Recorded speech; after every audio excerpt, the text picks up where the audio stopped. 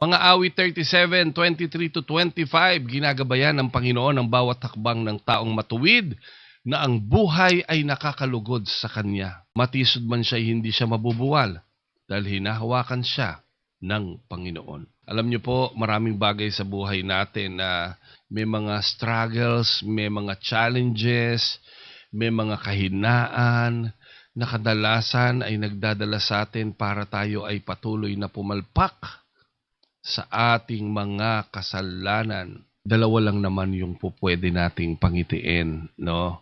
Mamimili lang tayo sa kanilang dalawa sa araw-araw. Yung kaaway ba o ang Panginoon?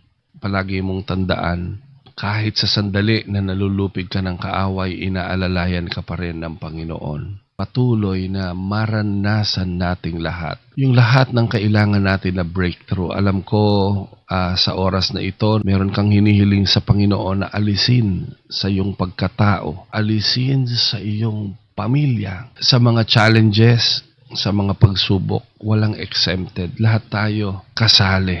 Pero ang maganda lang dito, hindi man tayo exempted sa mga problema, hindi man tayo exempted, pero protected tayo ng Panginoon. Dalangin ko lang lahat tayo itong taon na ito. Patuloy, maranasan nating lahat. Ang lahat ng uri ng breakthroughs na kailangan nating mapagtagumpayan.